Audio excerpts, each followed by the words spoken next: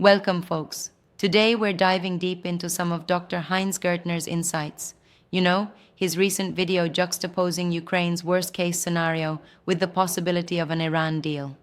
It's a heady mix of geopolitical analysis and the broader idea of positive peace. Absolutely, there's a lot to unpack there. So, we're looking at the layered perspective he offers on Ukraine, right? Yes, exactly. He really pushes the envelope by contrasting the dire projections for Ukraine with a more optimistic twist regarding Iran. It's like he's saying, we might brace for a worst case in Ukraine, but hey, maybe a deal with Iran is actually within reach. Yep. That contrast is fascinating. It suggests that while one conflict could spiral out of control, another region might actually see a pathway to peace. Right. And what's really interesting is his concept of positive peace he elaborates on in his edited volume. He frames it as more than just the absence of war. It's about building systems that promote sustainable, cooperative progress. Yeah, definitely. It almost sounds like he's challenging the conventional wisdom that peace is merely nonviolence. It's a holistic view, isn't it? It is. And he really emphasizes that, peace should empower societies. It's like instead of just saying no war, we should be asking what can peace look like when it's built on understanding and shared values. Exactly. But here's a thought. When he talks about Ukraine facing a worst case scenario, doesn't that risk oversimplifying a complex situation for the sake of comparison?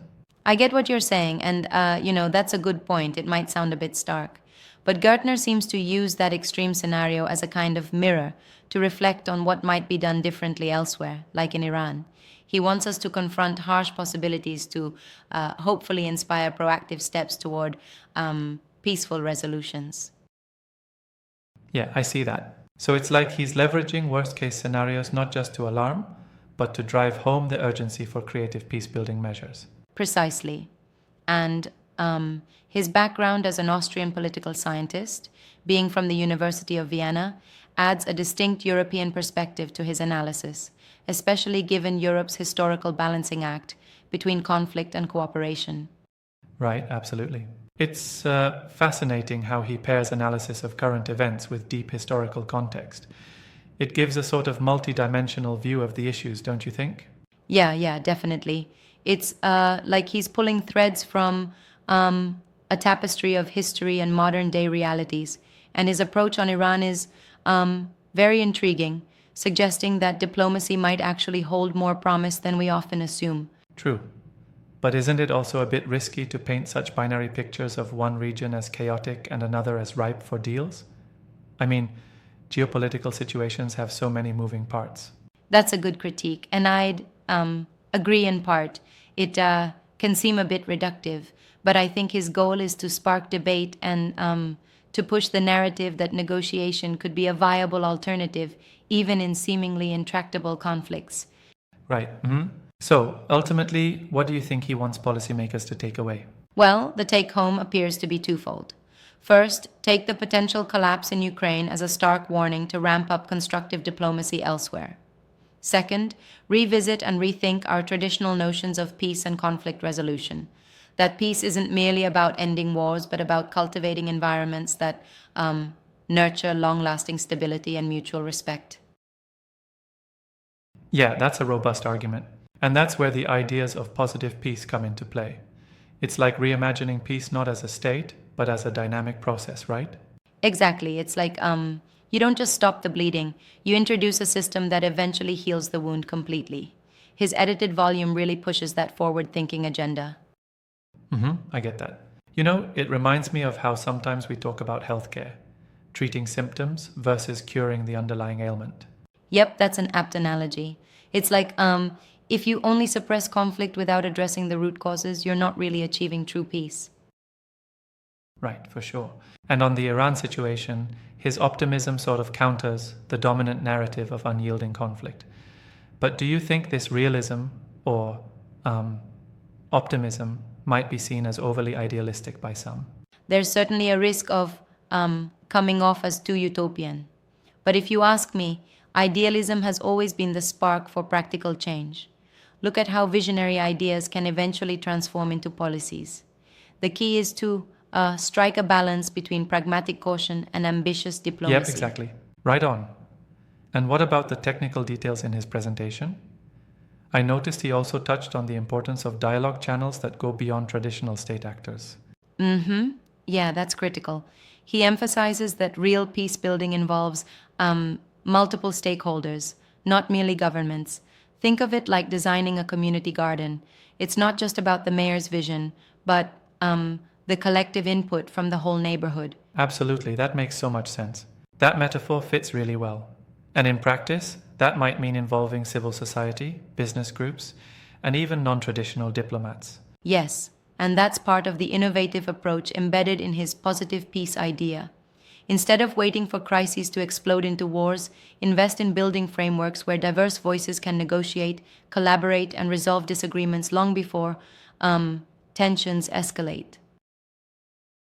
Yeah, it's a refreshing perspective, particularly when much of international discourse tends to be reactionary. Absolutely, it's like a proactive rather than reactive stance.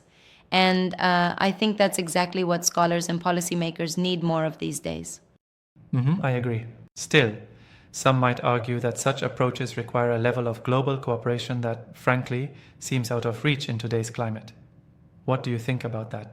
That's a fair challenge. I mean, harnessing global empathy and cooperation is tricky in an era of sharp divisions and nationalist agendas. However, Gartner's argument isn't naive.